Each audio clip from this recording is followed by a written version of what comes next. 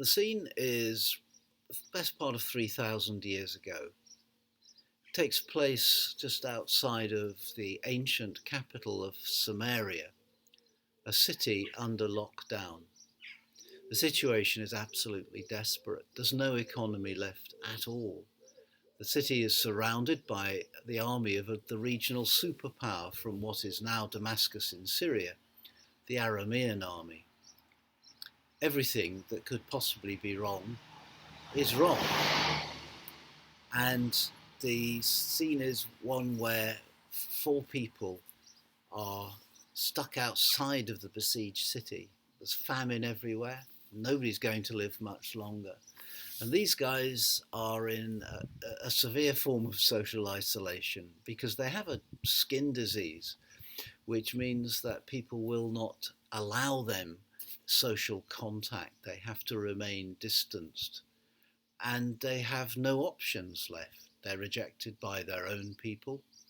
They are on the very edge of the defended area, and the enemy army is all around.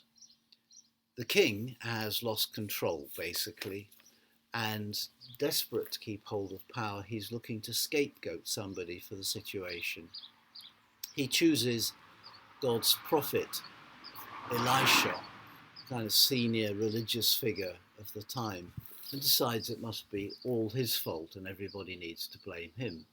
So Elisha is threatened with death and has barricaded himself in his house.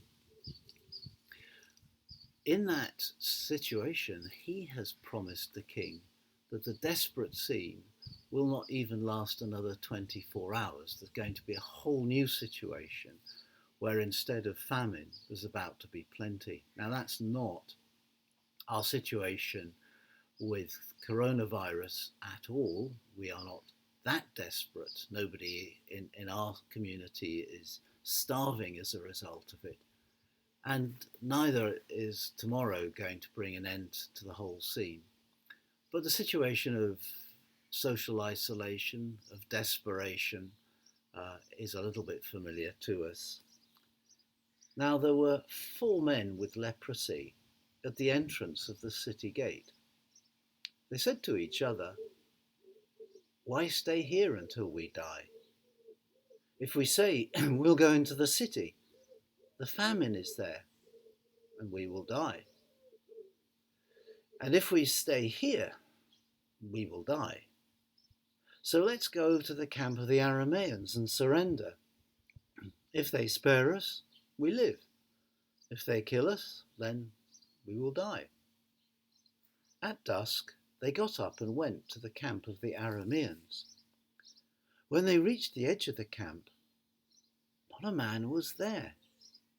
For the Lord had caused the Arameans to hear the sound of chariots and horses and a great army.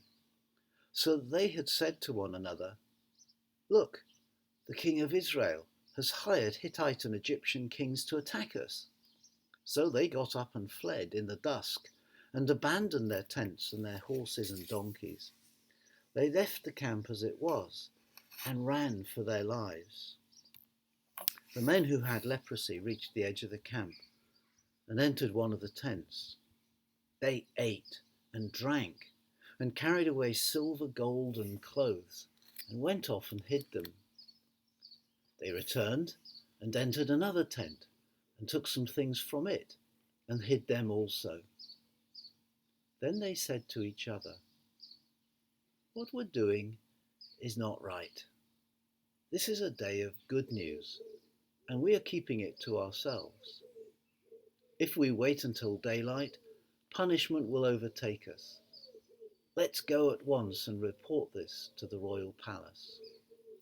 So they went and called out to the city gatekeepers and told them, "We went into the Aramean camp, and not a man was there, not a sound of anyone, only tethered horses and donkeys, and the tents left just as they were." The gatekeepers shouted the news, and it was reported within the palace. The king got up in the night and said to his officers, "I'll tell you what the Arameans have done to us. They know we're starving, So they've left the camp to hide in the countryside, thinking they will surely come out and then we'll take them alive and get into the city.